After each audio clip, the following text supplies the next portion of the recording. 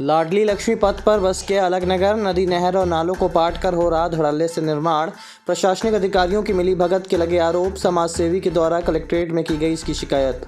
आपको बता दें कि रीवा नगर से सटे हुए लाडली लक्ष्मी पथ करैया मार्ग पर एक अलग ही नगर का निर्माण हो रहा है।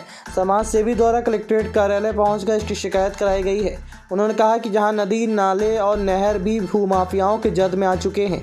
बीते कई वर्षों से चल रहे अवैध निर्माण पर ना तो कभी प्रशासन ने नजर डाली और ना ही इस पर कोई रोक लगाई गई है। उन्होंने आरोप लगाया है कि बिहार नदी के तट को भांटकर जमीन का कारोबार धड़ल्ले से चल रहा है।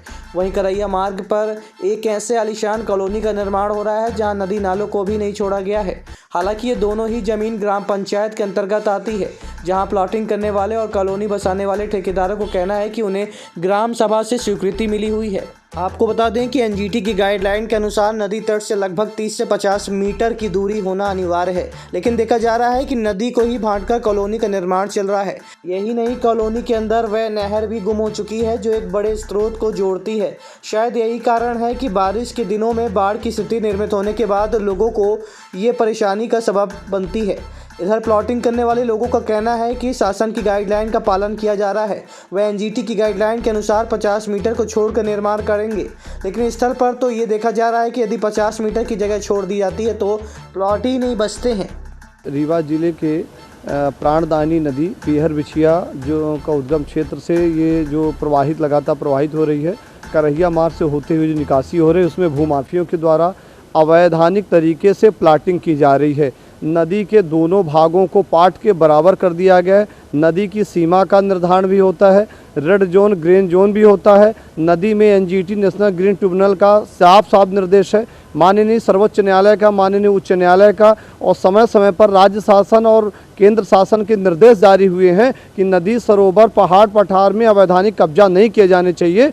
इस संदर्भ में राजस्व अधिकारियों को निर्देश जारी हैं, पर रीवा की बेशकीमती भूमि और रीवा की लाडली पथ योजना के बगल से जो नदी की निकासी बीहर विछिया की निकासी है करैया मार्ग में, वहाँ पर अवैधानिक तरीके से प्लाटिंग की जा रही भूमाफियों के द्वारा। और शासन का रेगुलेशन है कि शासन के रेगुलेशन के अनुसार यदि प्लाटिंग आप करते हैं तो प्लाटिंग करने के पहले अनुविभागीय अधिकारी राजस्व से आपको अनुमति लेनी होगी, सिटी कंट्री प्लानिंग से एनओसी लेनी होगी, और साथ में नगर निगम की यदि सीमा है तो नगर निगम से, यदि राजस्व के ग्राम पंचायत की सीमा है तो उसमें ग्राम पंचायत में अनुभाग अधिकारी से अनुमति लेनी होगी। परंतु नियम विरुद्ध तरीके से अवैधानिक प्लाटिंग की जा रही है, जिसमें भूमाफिया राजस्व अधिकारियों को के साठगांठ करके प्लाटिंग कर रहे हैं, विक्रय कर रहे हैं, और नदी के पाट को बेच करके मट्टी रातों रात डाल के प्लाटिंग करके विक्रय कर रहे हैं। कौन कर रहा है?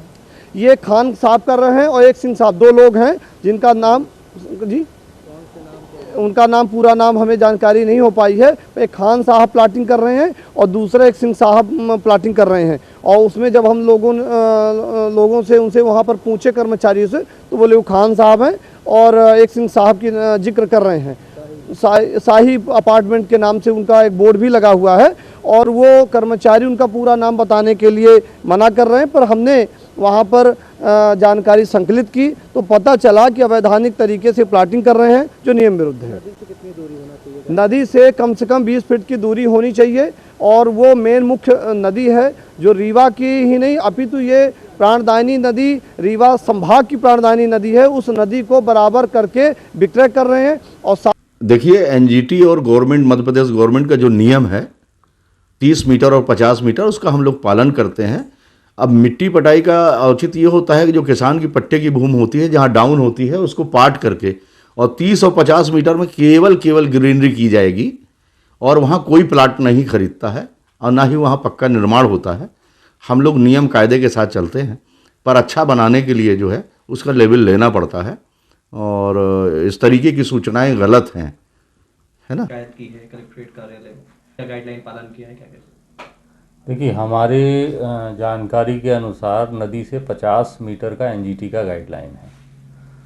तो अभी तो हम सिर्फ समतलीकरण कर रहे हैं, उसमें भी हमने 50 मीटर का क्लॉज लेके साथ में चला हुआ, हम उसको ग्रीन कर रहे हैं 50 मीटर को, और उसके बाद समतलीकरण कर रहे हैं। नाला कोई हमारे यहाँ से बहता नहीं है अंदर से, नदी है तो ऑलरेडी हमने 50 मीटर छोड़ा हुआ है। उसके उनका आरोप है कि नाले नदी को पाट रहे हैं। नहीं, नदी की जो सीमाएं हैं वो तो इसके पहले भी पटवारी और वो नाप कर चुके हैं उसका।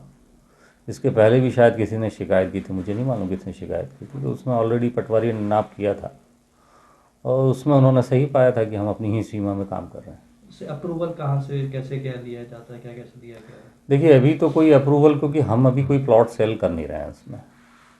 अप्रूवल्स के लिए जो ग्रीनरी हमको लगानी है उसके लिए हमने, क्योंकि ग्राम पंचायत में है तो ग्राम पंचायत से हमने परमिशन लिया हुआ है कि हम इसमें जो 50 मीटर है उसमें हम गार्डन या प्लांटेशन करना चाहते हैं, उसके लिए हमने ग्राम पंचायत से परमिशन ली। एनजीटी के जो रूल्स हैं वो भी गाइडलाइन पालन हो गए? यस एनजीटी के 50 मीटर के गाइडलाइन है कि जो नदी की सीमा है उससे 50 मीटर में कोई भी सिविल कंस्ट्रक्शन नहीं होना चाहिए। तो सिविल कंस्ट्रक्शन वैसे भी हमारे यहाँ